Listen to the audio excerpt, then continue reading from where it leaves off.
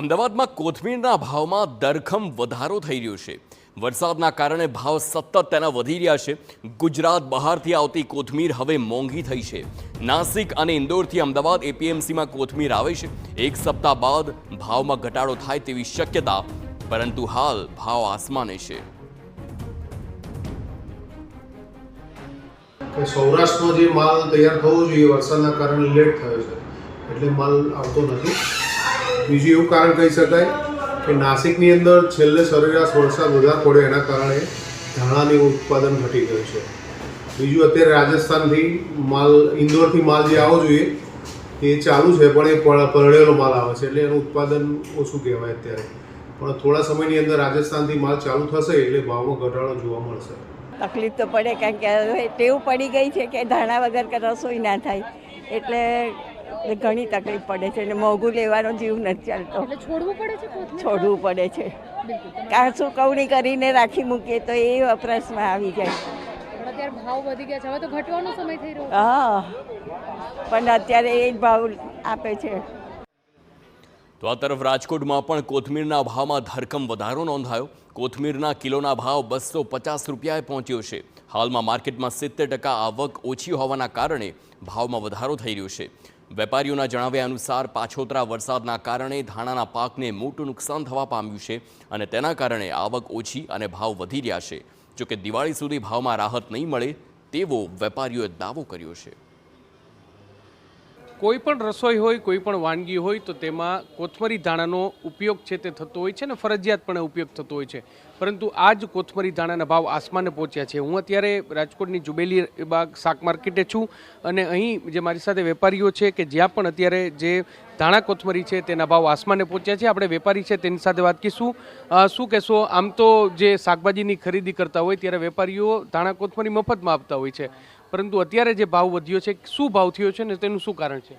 200 થી 250 રૂપિયાનો કિલો છે અત્યારે, અને આ વરસાદ હિસાબે બગાડ થઈ ગયો છે, એના હિસાબે મોંઘું છે। દિવાળી લગન રહેશે, દિવાળી પછી ભાવ ઘટી જશે।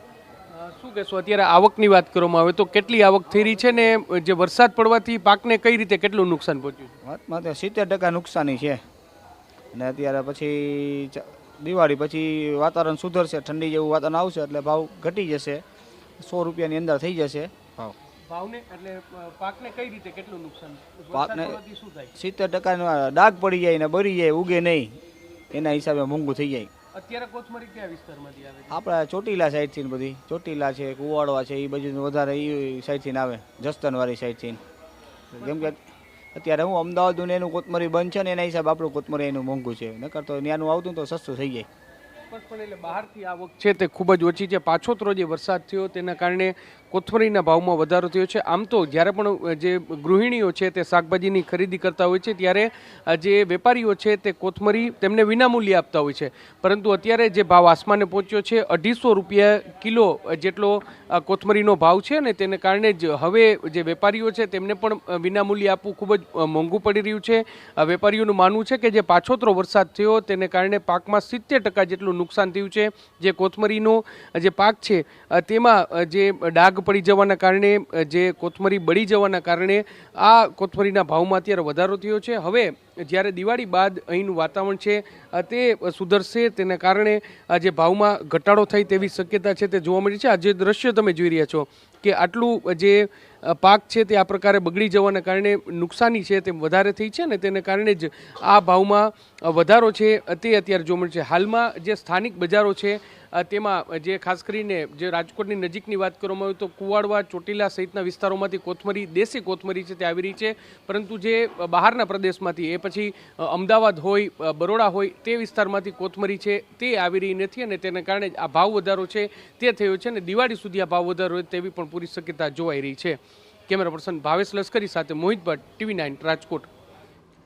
તો વડોદરામાં પણ ગૃહિણીઓ ભાવ વધારાને લઈ ચિંતામાં છે। કોથમીરના ભાવ વધીને 150 થી 250 રૂપિયા સુધી પહોંચી ગયા છે। પહેલાં તો ગૃહિણીઓને મફતમાં કોથમીર મળી રહેતી હતી, પરંતુ હવે 1 કિલો કોથમીર લેતા પહેલાં પણ ગૃહિણીઓને વિચાર કરવો પડે છે। બેંગ્લોર અને નાસિકથી આવતી કોથમીર ગરમીમાં કોવાઈ જતા નાશ કરવો પડે છે તેવી સ્થિતિ પણ ઊભી થઈ છે। જોકે દિવાળી બાદ જ ભાવમાં ઘટાડો થાય એવો વેપારીઓનો દાવો છે। આપણા અત્યારે પરમ દિવસથી અમે દાણા અમારા બેંગ્લોરથી આવ્યા હતા તો બધા દાણા ફેંકવામાં ગયા પડ્યા જુઓ બધા બધું નુકસાનમાં છે 150 રૂપિયાના ભાવના દાણા છે જેવું અમે નુકસાન ખાઈએ છીએ હવે એ પ્રમાણે વેચવું પડે અમારે એટલે પહેલા આપણે શાકભાજીની સાથે ધાણા આપતા હતા, હવે બંધ કરવું પડે એવી હાલત છે. હા બંધ કરવું હાલત છે કેમ કે દાણાનો ભાવ જ એવો પડે છે કેમ કે બધા વરસાદ અત્યારે પડ્યો અને ગરમી પણ એવી પડે છે એના કારણે મોંઘું થઈ ગયું છે દાણા. હવે સસ્તા થવાની એંધાણ ક્યારના લાગી રહ્યા છે? એ હવે દિવાળી પછી થશે લગભગ. એક સમયે લારી પરથી શાકભાજી સાથે ફ્રીમાં મળતા ધાણા આજે લોકોને 150 થી 200 રૂપિયા કિલોએ ખરીદવા પડે છે. કારણ એટલું જ છે કે જે રીતે ભારે વરસાદ અને ત્યારબાદ જે રીતે ગરમી વધી રહી છે તેના કારણે આજે ધાણાનો ભાવ છે તેમાં વધારો જોવા મળ્યો છે. અનેક વખત લોકોએ જે વેપારીઓ છે તેઓએ ધાણા ફેંકી દેવા પડે તે પ્રકારની પરિસ્થિતિ છે. તો બીજી તરફ ગ્રાહકોને આ ભાવ વધારાની અસર નડે છે જેના કારણે તેઓ આ ખરીદી કરતા અટકી રહ્યા છે. મહત્વની વાત એ છે કે દિવાળીના તહેવારમાં પણ ભાવ આ જ પ્રકારનો રહે તેવી વેપારીઓ આશા રાખી રહ્યા છે. તેઓને શંકાઓ વ્યક્ત કરી રહ્યા છે. પરંતુ દિવાળી બાદ શિયાળાની શરૂઆત થતાં જ ધાણાના ભાવમાં ઘટાડો થયા બાદ ગૃહિણીઓના જે રસોઈ છે તેમાં જે બનતો ખોરાક છે તેને શણગાર આપવા માટે જ્યારે ધાણાનો ઉપયોગ થાય છે તે ધાણાનો ભાવ હવે દિવાળી બાદ જ ઘટે તેવી શક્યતાઓ વ્યક્ત કરવામાં આવી છે. કેમેરા પર્સન રોહિત ગોયલ સાથે અંજલિ ઓઝા, TV9 વડોદરા.